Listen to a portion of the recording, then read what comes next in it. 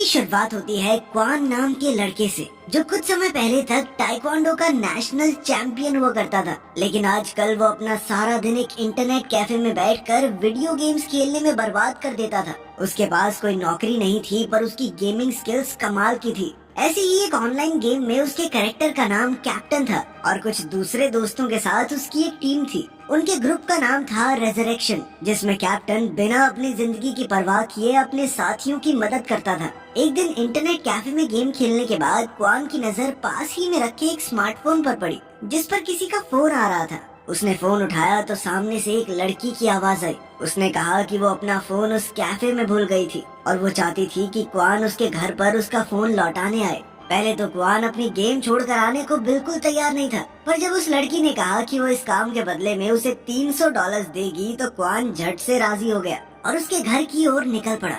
जब क्वान उसके घर पहुंचा तो उसने देखा कि दरवाजा तो पहले से खुला हुआ था और वो लड़की बाथरूम में नहा रही थी। क्वान ने बाहर से उससे बात की तो उस लड़की ने उसे फोन टेबल पर छोड़कर वहां रखे पैसे लेने को कहा। क्वान ने ऐसा ही किया, मगर जाने से पहले उसने उस लड़की को सलाह दी कि घर का दरवाजा यूं खुला मत छोड़ा करो, कोई भी घुस सकता है, सेफ हरकत नहीं है ये। खैर, अगले दिन जब क्वान अपने कमरे में सो रहा था तो अचानक कुछ पुलिस वाले उसके घर में घुस आए और उसे गिरफ्तार करके ले गए। असल में क्वान पर उसी लड़की के कत्ल का इल्जाम लगा था। क्वान को तो कुछ समझ ही नहीं आया, क्योंकि उसके हाथ में खून था और कत्ल का हथियार भी उसके कमरे से मिला था। और तो और उसकी उंगलियों के निशान और डीएनए उस लड़की के घर में पाए गए थे। बिल्डिंग के सिक्योरिटी कैमरा में उसकी फुटेज थी और साथ ही लड़की के घर में उसका सीमेन तक पाया गया था। असल में क्वान पर लड़की के साथ 2 बार बलात्कार करके उसकी गर्दन और पेट में चाकू घोंपकर हत्या करने का इल्जाम लगा था। कुछ ही घंटों में वो पूरे देश में वायरल हो गया, जिससे सारी जनता ऐसा घिनौना अपराध करने के लिए उससे नफरत करने लगी।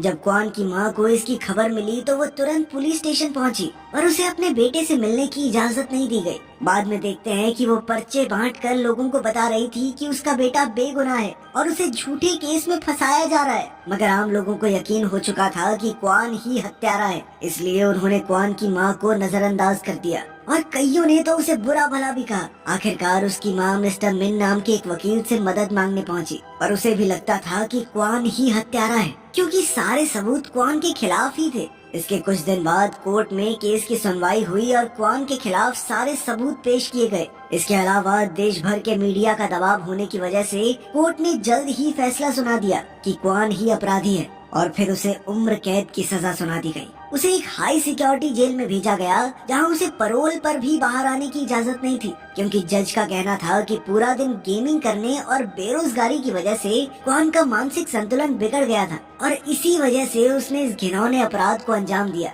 इसके बाद उसे रात के अंधेरे में उस हाई सिक्योरिटी जेल में ले जाया गया। उस जेल में क्वान खूंखार अपराधियों के बीच एक मासूम बच्चे की तरह फंस चुका था। एक दिन पॉल नाम के गैंग लीडर की नजर क्वान पर पड़ गई, तो उसके आदमी क्वान को पकड़कर उसके पास ले गए। उधर जेल के गार्ड्स ये सब देख रहे थे और वो जानते थे कि अब क्वान पिटने वाला है, पर पॉल ने उन्हें इशारा करके दूर हटा दिया। जैसे ही पॉल ने क्वान को पीटना शुरू किया तो क्वान ने भी बदले में पॉल को मुक्का मारा, जिससे पॉल गुस्से से आग बबूला हो गया और फिर उसके गुंडों ने क्वान की हड्डी पसली एक कर दी। खैर, कुछ ही देर में जब गार्ड्स उन्हें छुड़ाने आ गए तो पॉल कहने लगा कि इसने मेरे ऊपर हमला किया था और इसके बदले में क्वान को 30 दिनों तक अंधेरे कमरे में रहने की सजा मिली। बाद में पॉल और उसके गुंडों ने एक बार फिर क्वान को घेर लिया और उसे बुरी तरह पीटा। उन्होंने उसके शरीर में एक अजीबोगरीब इंजेक्शन भी लगा दिया, जिसके बाद क्वान पागल होकर अपने आप को ही खाने की कोशिश करने लगा।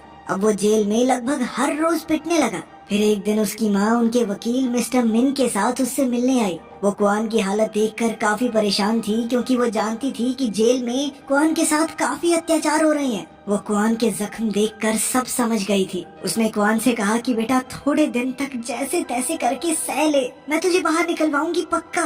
वो खुद को एक बलात्कारी की माँ नहीं कहलवाना चाहती थी और न ही चाहती थी कि क्वान एक रेपिस्ट का जीवन जिए। अपनी माँ के शब्द सुनकर क्वान को काफी हिम्मत मिली। इस बार जब क्वान जेल में गया तो उसमें एक नया जोश भरा हुआ था, पर अब भी उसका पॉल और उसकी गैंग से मारपीट का सिलसिला जारी रहा। एक दिन डाइनिंग टेबल पर एक दूसरे कैदी ने क्वान को मरहम दी, जिसे वो अपने जख्मों पर लगा सके। उसका मानना था कि क्वान हत्यारा नहीं हो सकता। उसे ये भी लगता था कि पॉल जानता है कि क्वान बेगुनाह है, इसीलिए वो बार बार उसे पीटता रहता है, क्योंकि उस पर हमला करना आसान है। तब क्वान ने फैसला किया कि वो अपने लिए लड़ेगा ताकि सबको ये समझ आ जाए कि उसे काबू करना इतना आसान नहीं है। एक दिन जब पॉल के आदमी क्वान को पीटने आए तो वो तुरंत छुप गया और उसने पेन और कागज की मदद से छोटे छोटे हथियार बना लिए। फिर उसने एक एक करके पॉल के आदमियों को धूल चटा दी और अंत में पॉल पर एक ही वार करके उसे भी बेहोश कर दिया। अगले दिन मिस्टर मिन उससे मिलने आया और उसे खबर दी कि उसकी माँ अब मर चुकी है। उसने क्वान को उसकी माँ का डेथ सर्टिफिकेट दिया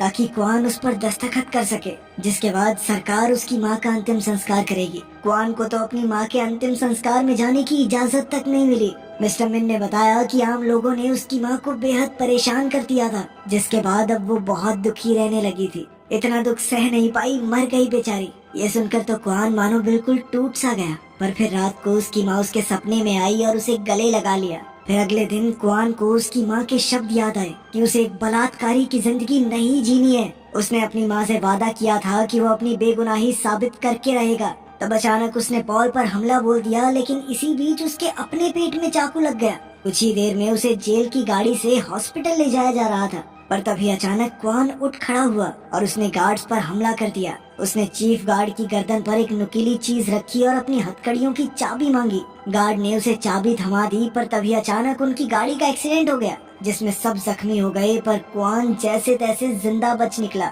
उसने अपनी हथकड़ियां खोली और भागने लगा, पर पीछे से चीफ गार्ड ने उस पर बंदूक तान दी। लेकिन फिर न जाने क्यों उसने बंदूक नीचे कर ली। शायद वो भी समझ चुका था कि क्वान की जगह जेल में नहीं है, इसलिए उसने क्वान को भागने दिया। अब क्वान सबकी नजरों से बचता हुआ जंगल में भाग निकला। जल्द ही उसने कुछ कपड़े चुराए और फिर से भागने लगा। कुछ ही समय में सारे देश की पुलिस क्वान को पकड़ने में जुट गई।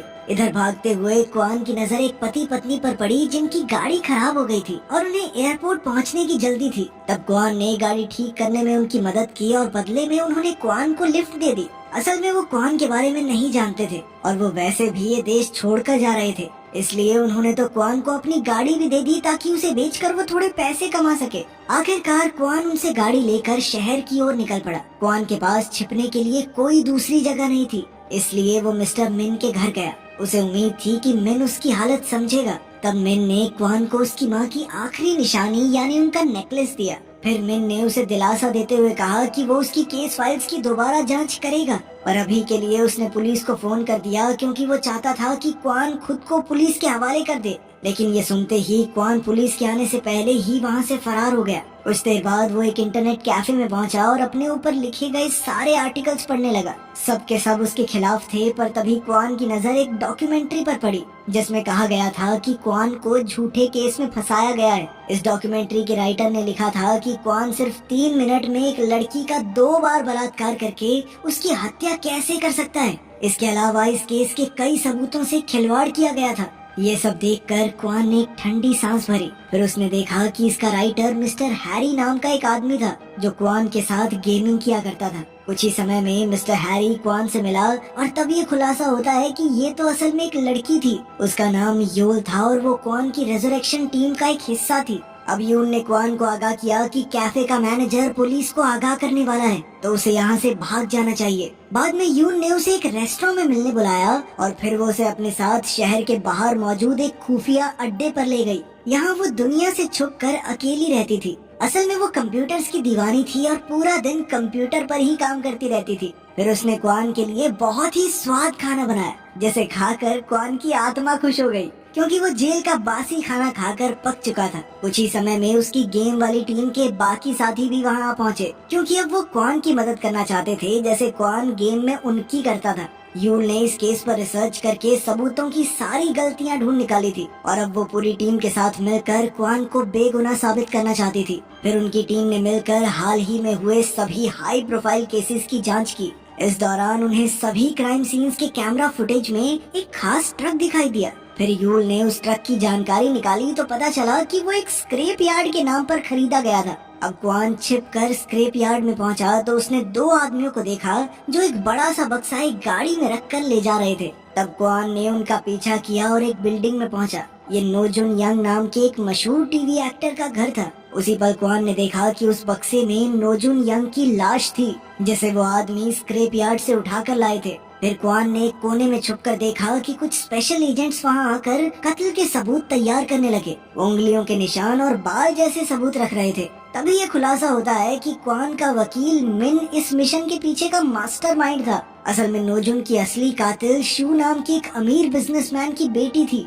अपनी बेटी को जेल जाने से बचाने के लिए उसने मिन को नकली सबूत तैयार करके किसी और पर इल्जाम डालने का काम सौंपा।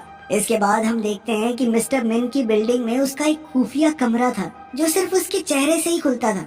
वहाँ उसने एक जबरदस्त इंटेलिजेंस वाले सुपर कंप्यूटर की मदद से एक ऐसी लड़की ढूंढ निकाली जिस पर शू की बेटी के लिए अपराध का इल्जाम थोपा जा सके। इस लड़की का नाम सो था, जिसका नोजुन से कोई लेना देना नहीं था और वो अपनी जिंदगी आराम से जी रही थी। उसे कोई अंदाजा नहीं था कि आगे चलकर उसके साथ क्या होने वाला है। वहीं दूसरी ओर क्वान ने नोजुन के घर से एक तस्वीर चुरा ली जिस पर मिन के एजेंट्स ने किसी और की उंगलियों के निशान छोड़े थे। फिर उसने वापस जाकर यूल को ये तस्वीर दी ताकि वो उन उंगलियों के निशानों को स्कैन करके पता लगा सके कि मिन इस बार किस बेगुनाह को फंसाने वाला है। कुछ ही समय में यूल ने पता लगा लिया कि ये सो नाम की एक लड़की के फिंगरप्रिंट्स हैं। असल में मिन ने अपनी टीम को सो के घर भेजा था ताकि वो उसे बेहोश करके उसके बाल, खून और थूक के सैंपल्स ले सकें ताकि उसके नकली सबूत नोजुन के कत्ल के केस में इस्तेमाल किए जा सकें। इसके बाद उन्होंने सो को फोन करके नोजुन के घर बुलाया। इधर क्वान ने भी सो का फोन टैप कर लिया था और वो सारी बातें सुन रहा था।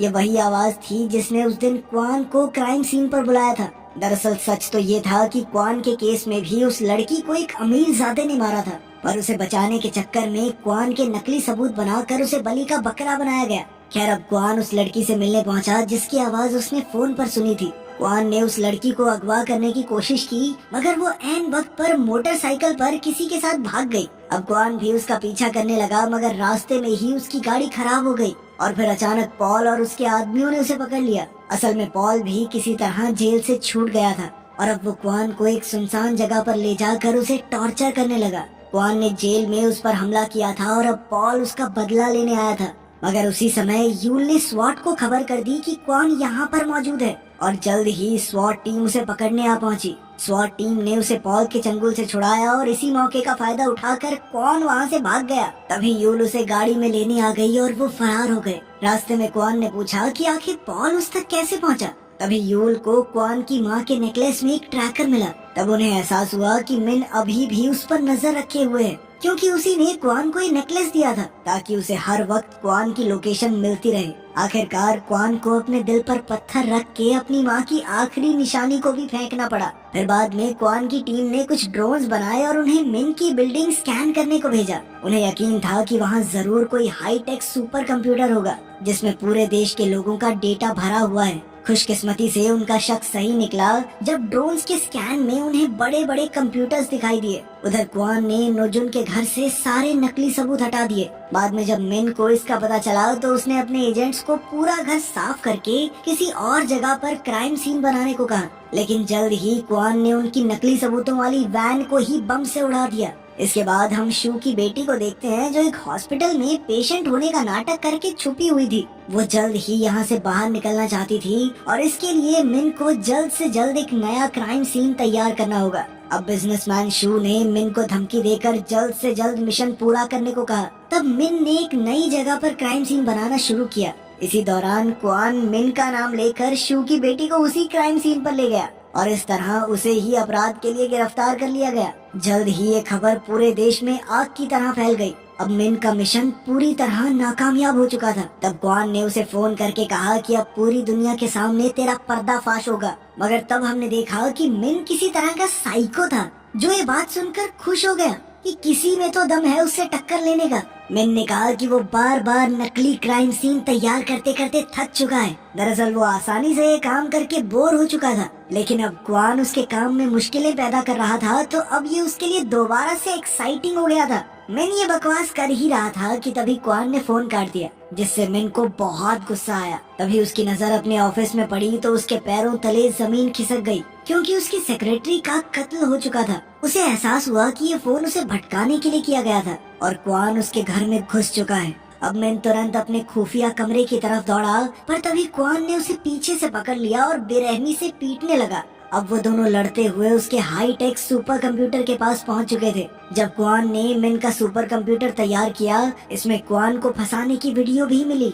साथ ही क्वान को अपनी माँ की वीडियोस भी मिली, जिसमें वो अकेली क्वान की रिहाई के लिए आवाज उठा रही थी। तभी अचानक मिन ने उसे बताया कि तेरी माँ ऐसे ही नहीं मरी, मैंने मारा है उसे, क्योंकि वो बार बार धरने देकर मुश्किलें पैदा कर रही थी। लोग इमोशनल होकर उसकी सपोर्ट में आने लगे थे। ये सुनकर तो क्वान गुस्से से पागल ही हो गया और उसने मिन को बहुत मारा। इसके बाद वो मिन के सुपर कंप्यूटर से सारे सबूत यूल की थंब ड्राइव में ट्रांसफर करने लगा। तभी अचानक पॉल ने क्वान को फोन करके कहा कि उसने क्वान की टीम को अगवा कर लिया है और अगर वो नहीं आया तो वो उन्हें मौत के घाट उतार देगा।